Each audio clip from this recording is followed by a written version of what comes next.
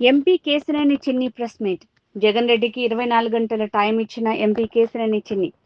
జగన్ రెడ్డి సోదరుడు గాలి జనార్దన్ రెడ్డికి 7 సంవత్సరాల జైలు శిక్ష పడింది. 3600 కోట్ల లావాదేవీలు జగన్ రెడ్డి ఆఫీసులో 4 కార్యాలయాల్లో జరిగాయి. చిరంజీవి పార్టీలోకి వెళ్లి చిరంజీవిని విమర్శించారు. టీడీపీ ద్వారా గెలిచి వైసీపీకి అమ్ముడుపోయిన వ్యక్తి కేశినేని నాని. జగన్ రెడ్డి అనుచరులందరూ దొంగలే. మాజీ ఎంపీ కేశినేని నానిని ఎద్దేవా చేసిన ఎంపీ చిన్ని.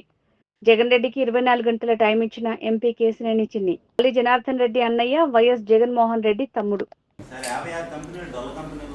అదే కదా, రోజు ఫస్ట్ రోజేమో 10 కంపెనీలు అన్నాడు జగన్ రెడ్డి పేపరు, రెండో రోజేమో 56 కంపెనీలు అన్నా జగన్ రెడ్డి పేపరు సాక్షి. ఆ 10 కంపెనీలు 56 నేను అడిగే కదా. ఇప్పుడు ఈ ఉన్న 10 కంపెనీల్లో కూడా పైన ఏదో 2 కంపెనీలకి డబ్బులు వెళ్ళి విదేశాలకు అన్నాడు కదా. 2 కంపెనీలు ఏంటో తెలుసుకొని అడుగుతున్నాయి. పేపర్ రాసిందే నేను అడిగేది, నేనేం అడగట్లా. ఈ కంపెనీలు ఎవరు ఓనర్లు, ఎక్కడున్నాయి, అసలు నిజంగా ఉన్నాయా లేవా, లేకపోతే ఇది జగన్ రెడ్డి కంపెనీలా, లేకపోతే పాలేరు కంపెనీలా, లేకపోతే ఆడ అంచెలు కంపెనీలా, జగన్ రెడ్డి అంచెలు కంపెనీలు తెలుసుకునే కదా నేను కూడా అడిగేది. నేను కూడా కోరేది అదే. ఈ 2 కంపెనీలు చెప్పారు కదా, విదేశీయులకి దారి వెళ్ళిపోయిన ఈ 2 కంపెనీల ద్వారా అని పేపర్లో కూడా రాశారు కదా. కాబట్టి ఈ పేపర్ అనేది ఎవరు చూసే పరిస్థితులు లేడు. కాబట్టి ఇటువంటి ఏదో న్యూస్లు రాసుకుంటమే వాళ్ళకి కరపత్రం. పేపర్ కూడా కాదు, ఇది వైసీపీ కరపత్రం.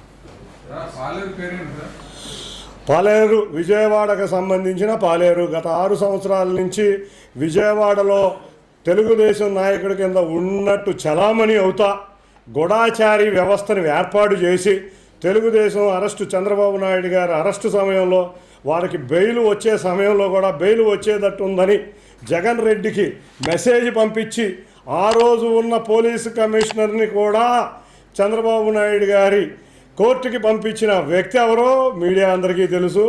ఆ రోజు జరిగిన మద్యం కుంభకోణం, ఆ రోజు జరిగిన ఇసుక కుంభకోణంలో పాత్రదారులతో పాటు అనుభవించి డబ్బులు తీసుకుని ఆ వ్యక్తులందరూ గొప్ప వ్యక్తులుగా పొగిడాడు.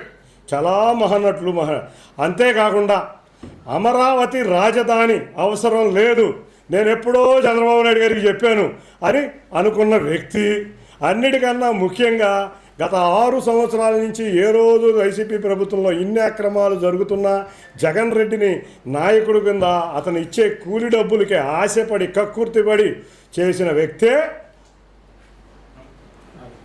పాలేరు, జగన్ పాలేరు. మీ అందరికీ అర్థమవుతుంది కదా ఎవరు అమరావతిని వద్దన్నారు.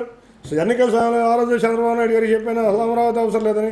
ఇవాళ అమరావతి ఎవరు పరిశ్రమలు వస్తే అడ్డుకుంటున్నారు ఆ రోజు నుంచి కూడా. నేనే చెప్పాను 2014లో 19లోనే చంద్రబాబు గారు కూడా కాదు, చంద్రబాబుకి చెప్పా.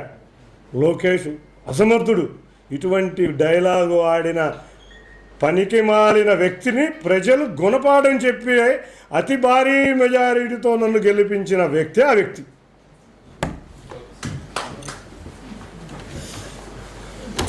ముందు ఐదుగురు సమావేశం ఏంటో, 4వ గది నెంబర్ ఏంటో, ఆ డబ్బులు ఎటు నుంచి ఆ 4వ గది నుంచి ఎట్టాలని ఇన్వెస్టిగేటింగ్ జర్నలిస్టులు తీయండి.